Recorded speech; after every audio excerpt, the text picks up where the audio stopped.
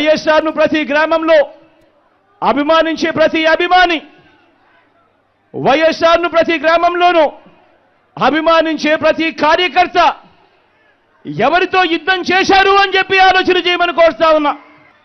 మరి ఆ వైఎస్ఆర్ మీద కుట్రలు కుతంత్రాలు చేసిన ఆయన శత్రువులతో పసుపు చీర కట్టుకొని వారి ఇళ్లకు వెళ్ళి వారికి మోకరిల్లి వారి కుట్రలో భాగమవుతూ వారి స్క్రిప్టుల్లో వారు చెప్పినది మక్కి టు మక్కి చదివి వినిపిస్తూ కుట్రల్లో భాగమవుతా ఉన్న వీళ్ళ వైఎస్ఆర్ వారసులు అని అడుగుతా ఉన్నాను మీ అందరి సమక్షంలో.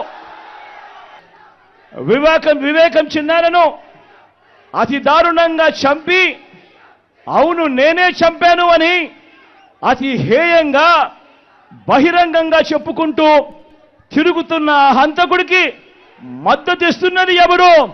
మీరే రోజు చూస్తున్నారు కదా అని అడుగుతా ఉన్నాను. చిన్నారను అన్యాయంగా ఎమ్మెల్సీ ఎన్నికల్లో ఓడించిన వారితోనే సంఖ్యాబలం లేకపోయినా కూడా ప్రలోభాలతో అధికార బలంతో ఓడించిన వారితోనే ఈరోజు చట్టా పట్టాలు వేసుకొని తిరుగుతా ఉన్నారు అనంటే దానికి అర్థమేమిటి అని చెప్పి ఈ సందర్భంగా అడుగుతా ఉన్నా. మా వివేకం చిన్నానను ఎవరు చంపారో ఎవరు చంపించారో ఆయనకు ఆ దేవుడికి ఈ జిల్లా ప్రజలందరికీ కూడా తెలుసు ఏం జరిగింది అన్నది. కానీ బురద జల్లేందుకు ఇద్దరు చెల్లెమ్మలను ఎవరు పంపించారో వారు వెనకాల ఎవరు ఉన్నారో మాత్రం మీ అందరికీ కూడా రోజు కనిపిస్తూనే ఉంది. ఏ తప్పు చేయలేదని నేను బలంగా నమ్మాను కాబట్టే నేను అవినాష్కు టికెట్ ఇచ్చాను.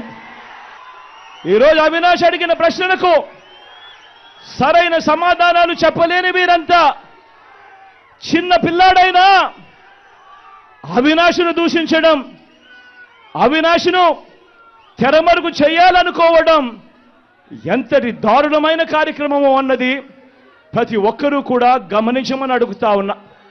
మా అందరికన్నా చాలా చిన్నోడు అవినాష్, చాలా చాలా చిన్న పిల్లోడు. అటువంటి పిల్లోని జీవితం నాశనం చేయాలని చెప్పి నిజంగా ఇంత పెద్ద పెద్ద వాళ్ళందరూ కూడా కుట్రల్లో భాగమవుతా ఉన్నారంటే నిజంగా వీళ్ళంతా మనుషులేనా అని చెప్పి సందర్భంగా అడుగుతా ఉన్నా.